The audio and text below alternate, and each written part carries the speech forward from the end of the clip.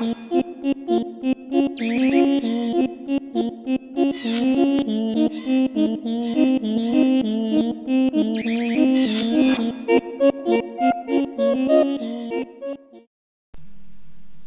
everyone, Candlejack here.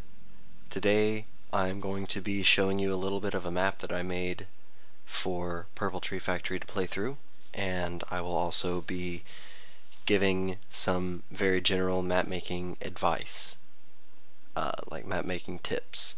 And I am not claiming to be the world's best map maker by any means for Portal 2 maps, but going off of some of the maps that we've playtested, I think that you'll understand why I wanted to say these and get these tips out into the open.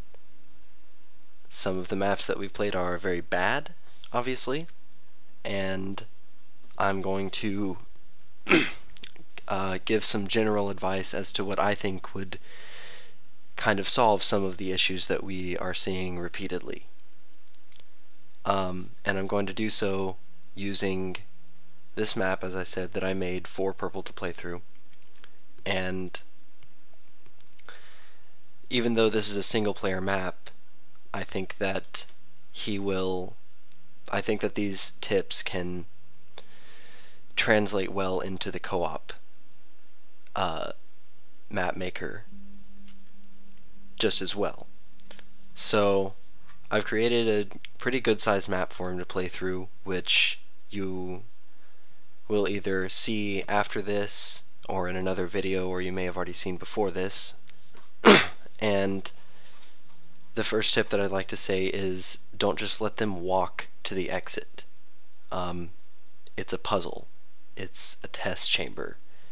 You'll notice right here, this is the entrance to my map. You walk out and you can look over and see the exit, but you can't portal through this glass, and you can't walk through it, and you can't get through it. There's a ceiling, walls, you have to go this way, but you can see the exit. You can't just walk to it though, you have to go through the rest of the map.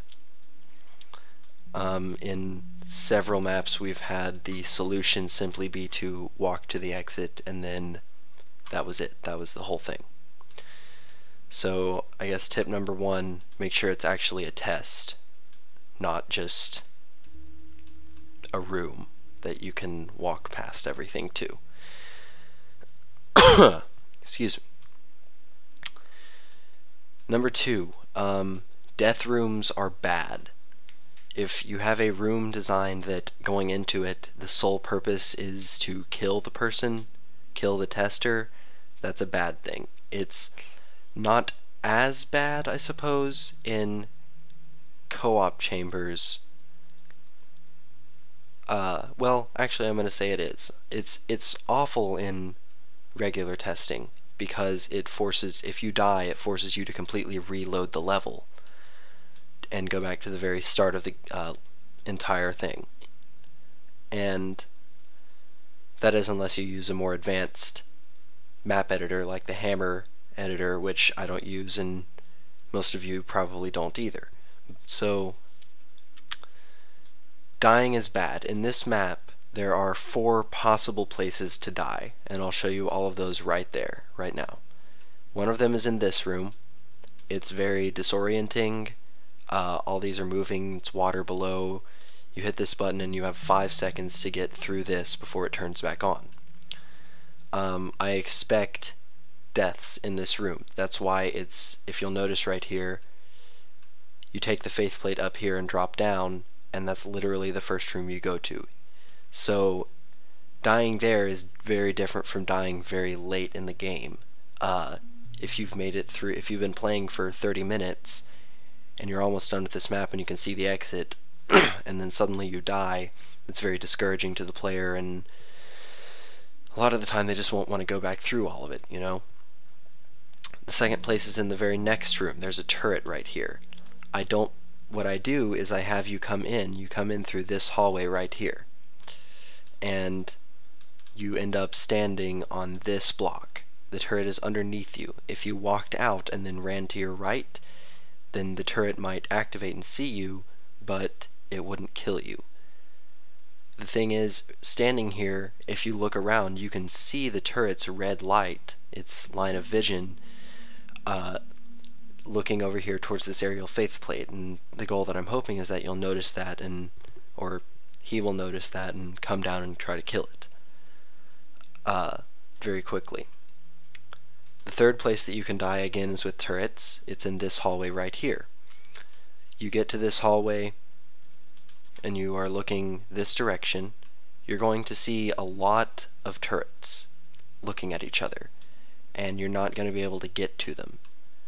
And this one, even more so than the other one, is put right out in front of you, that if you walk into this hallway, you're going to die. You're not going to be able to make it to the other end. And so you're going to try to find another way to get past it.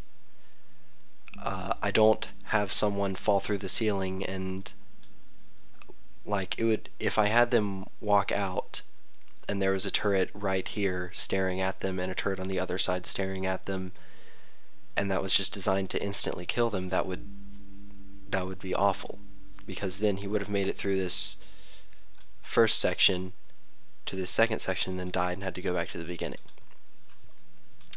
Again, the same with this. You're going to see the turrets before you have to deal with them, which I think is the easiest solution when you're dealing with turret deaths. Now, if you're dealing with falling into water to your death, that's also a little different. In this case, he is going to actually see the water beforehand. He'll see the pattern that they're moving in, and have to avoid that death. But seeing where the turrets are looking and getting a view of them before you have to deal with them is something that I think is important to help avoid death. Now, the final section that you can die is in this room right here. You come into it through this hallway up here, and the first thing right below you that you see is this glass box with 3 turrets in it. Now, originally I had 4, but I've decided that that was a bit much. Excuse me. These turrets are all staring at this button. So he can explore the rest of the room, but eventually you'll figure out that that button is what you need. So I didn't make it so he has to somehow run past all of them. I give the back wall to him. I make it portalable. He can put portalable surfaces. He can put portals there. And then he can just sneak in and grab one. He could put a portal there and there, say, and grab this one out, then put one behind there and grab this one out, and then this one's already facing that way, so he can grab that safely when these two aren't staring at it. I don't expect him to die. I don't expect deaths anywhere other than in this room right here with these moving panels, just because it's so disorienting. But since this is the only room I actually expect deaths in, I put it close to the beginning. I made this literally the first thing, so that if you die here, you're not going back very far. You are only going back, literally, this is the first actual puzzle room, unless you count getting on a faith plate to get up there, a puzzle. So that's just something that I really want to say. No death rooms. Those usually aren't very good if you want your map to actually be a real serious map. The second thing that I want to say is make your rooms solvable. And a lot of the time we will get somewhere, we'll get a map to, we'll make one recently that we played through. We made it all the way to the very end, and it took us a lot of tries, but we finally made it, and we got there, and the door was closed. It was right like that. It was closed. And nothing was connected to it. We tried multiple things, And if you notice, you can right click and it says that there's a connection missing. It says that you need something to make this open. If you don't want to do that, if it's a long map like this one is, and you don't, and they make it all the way through, just have it start open, which I think it's actually set to do anyways. So if you want to connect it to something, then it's real simple. All that you have to do is just right click and click on what you want it connected to. But if you don't connect it to something, then you have to leave it open. It's really frustrating to think that we found a map that was really, it was difficult and it took us several tries and we finally got to the end, and then we can't complete it because the map maker forgot to set it to be open. That's happened a couple times, and most recently in one that I think we'll end up putting up, actually, if we haven't already put it up by the time this video goes up. And the easiest way to make sure that your chambers are solvable is to work backwards. And I don't necessarily mean, I know some of you may hear me say that and think, so am I saying that I started with this room and then you see that the entrance to this is from the roof, and then I went up there and then all the way back to the entrance, and no, I didn't do that. But I don't necessarily mean through your entire chamber. It's fine to work forward through the chamber as you want it to progress and get more difficult. But in each specific room, you need to work backwards. So I'm going to walk you through this room right here with that I mentioned earlier with the turret. It was the second way to kill, or to die in this map. The exit to this room is through this hallway right here, which is behind this panel that closes when something happens. And so I thought, okay, so I'm going to ignore the turret. I'm going to assume that the first thing he does is he gets rid of the turret, and it's not in the picture. So he has to get behind this. What is the first thing that what does he have to do to make that happen? And I said, okay, well, what if I make him have to push a cube thing up here? And I said, okay, so he has to have a cube. So I have this cube up here, it's sitting up here, and he has to have a way to get it. So I said, okay, well, he has to have a way to get that, and he has to have a way to have it push against this the cube platform right there. So he has to have the tractor beam. So next, still moving backwards, so I'll start from the beginning again. He has to push this down. How does he do that? He pushes the cube against that. How does he do that? How does he get the cube in the first place? He has to do this. How does he do that? Well, what if I had a button? So I've got this button right up here. I'll zoom in on it some. It's hanging from the ceiling upside down. Now you'll notice for the entire room, actually, the top half is portable and the bottom half isn't. So, sorry about that.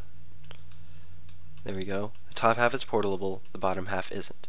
So how does he get there? Well, I give him an aerial faithplate to ride up that, and to ride up to the button so he can push it in midair. It's not on a timer, it just, as soon as he only has to push it once. So you may be thinking, how does he know that he has to push that button? Because that's the beginning of this whole room. Well, that's where light comes into play, which is the next point that I want to make. Notice that there are 3 lights, and putting 3 lights together actually makes a pretty bright light up there. It makes it hard to not notice, especially because coming in the room, this line is the first thing that you see, and right to the left of it there are a bunch of lights around a button.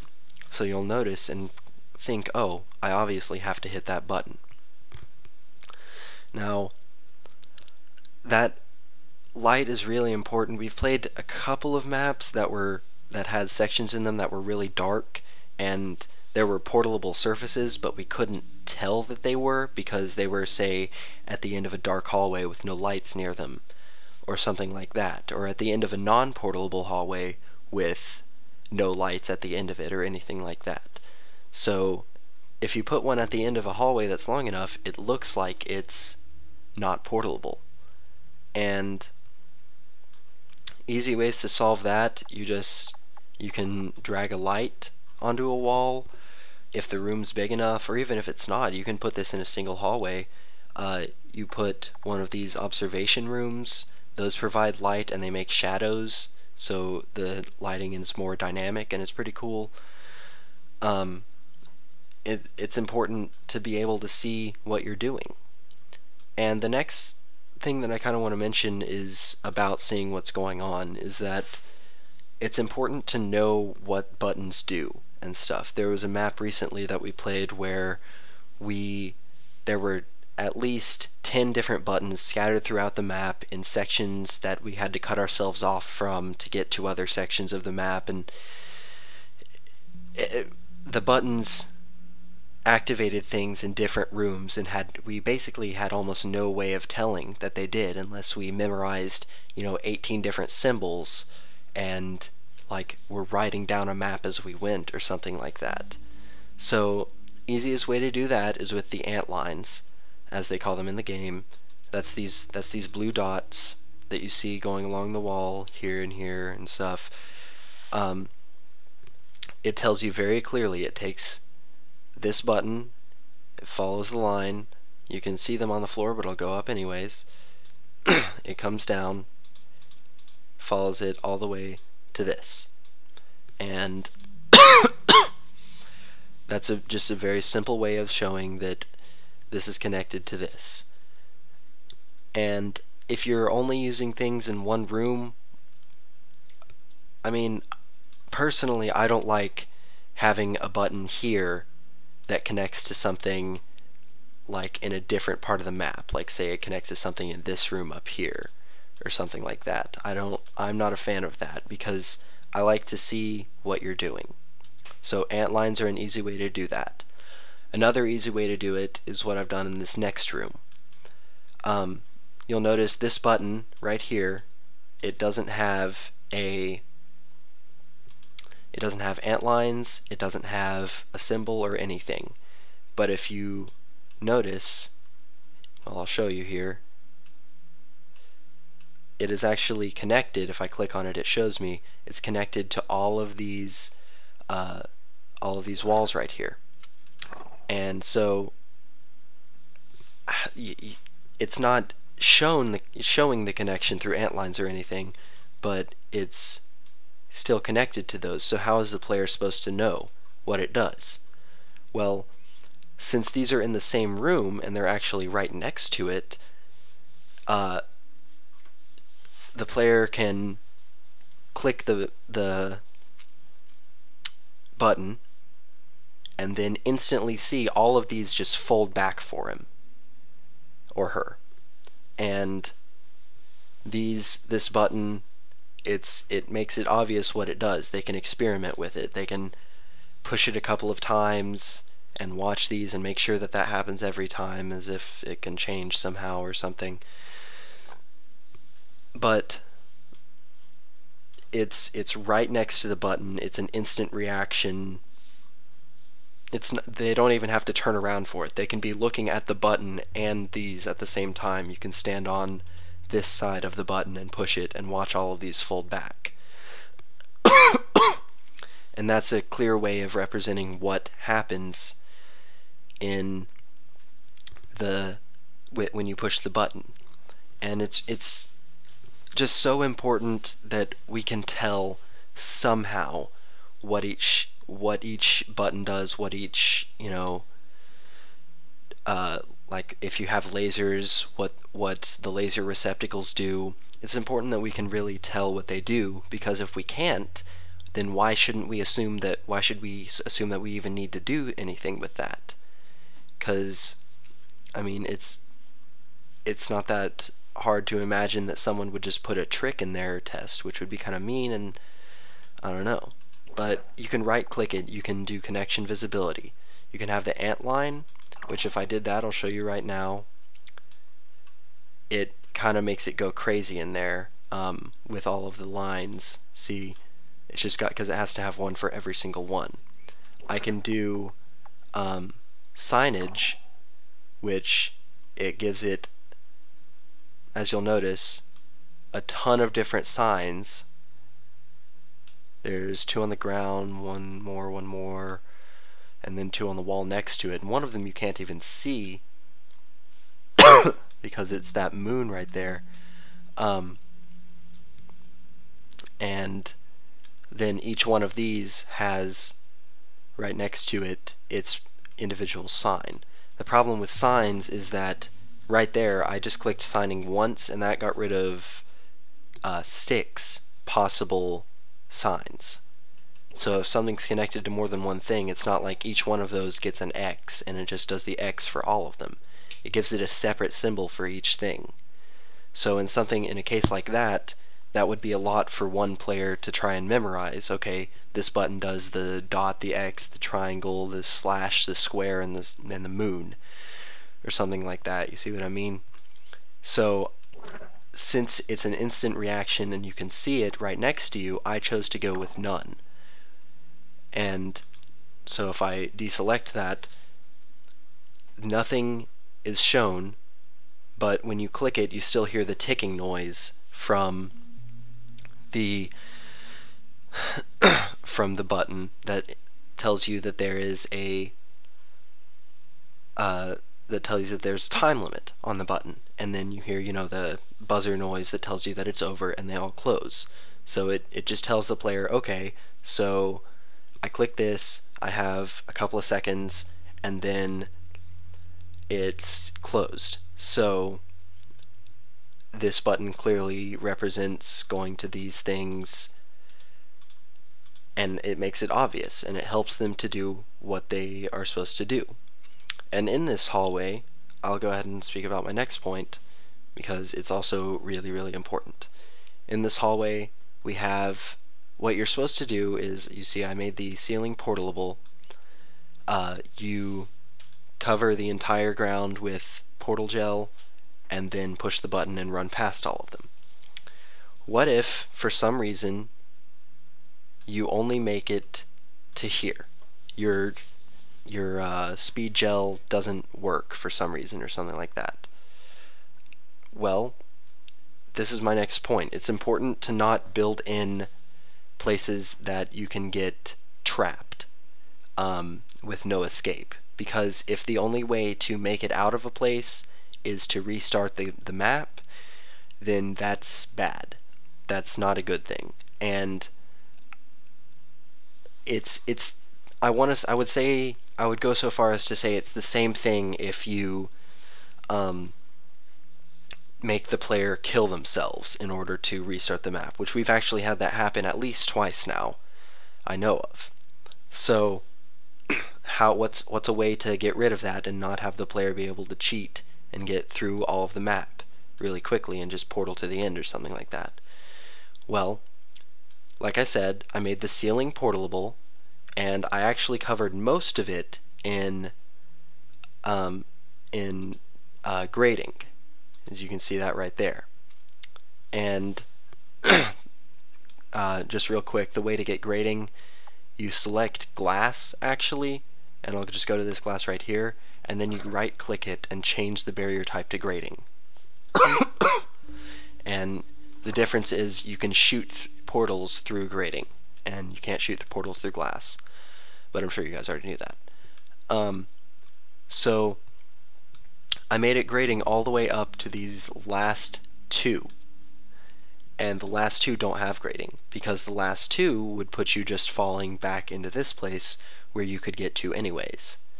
Now you'll also notice that in the hallway before, there is no portalable surface, so even if this grading wasn't here, they couldn't just shoot right here and fall straight down to the end. And then, of course, right here I have to have a portalable surface for the gel to fall onto, but I put more grading over that. So what if they only make it past well, let me find it again. What if they only make it past this one? So they're in this little area right here. How do they get back? Well, I built in a failsafe for that. Beside each one, there's a tiny hallway that you can't see from back here because it's well, I mean, it wouldn't matter if you could anyways, but you can see it from the top-down view. There's this little hallway here and here and here and so on. And in the back of each one, there is a portable surface so that you can shoot one there, and you can shoot one there and fall back down to try again. Now, it doesn't matter if you make it past this one. Whoops. Fix that real fast.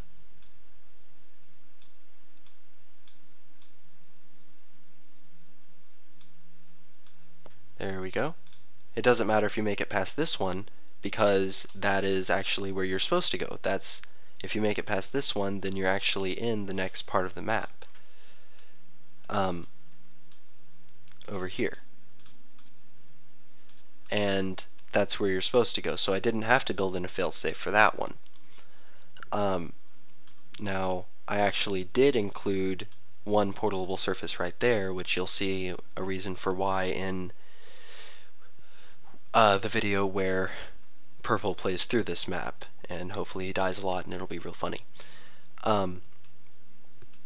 So really it's not difficult to put these things in your map. Just death rooms are bad. It's bad to overuse the signage, I would say, in connecting things. Like signage, I can have that connect to a million different things and no one would ever know. If it's in the same room, I would say always try to have your buttons affect things in the same room, or make it very, very clear what they affect. Because I've had to go back through entire maps to try to find one, like a button that has a square next to it, in order to do something, and I just missed it because I wasn't paying attention, but also because the signs are hard to pay attention to, especially if it's in a big map, which is why I didn't use things in this one. I didn't use signs in this one because it's, as you can see, it's a pretty good sized map. It'll take a couple minutes to make it all the way through. So when designing your maps, as I said, work backwards. Start with your end goal. How do they achieve that? How do they achieve the thing to achieve that? How do they, and so forth, until you're back at the very start of it. Make sure we can see. Don't build in death rooms, and don't make us get trapped. As I said, I'm not saying that I'm this great map maker or anything like that, but you know, some of the maps that we've played through are just so bad that I had to, I wouldn't even say bad, or just, they just have these mistakes that the people don't think of, maybe. And it's really, really important, as a final thought, to playtest your map. Because I've run through this map so many times, and I mean, when I say playtest, I mean playtest yourself. Because you're not going to get good ratings if people can't finish your map. So I've run through this map a lot. I pretty much know what's going on with it. And even if you're making a co-op map, grab a friend, just tell them what to do to make sure everything works.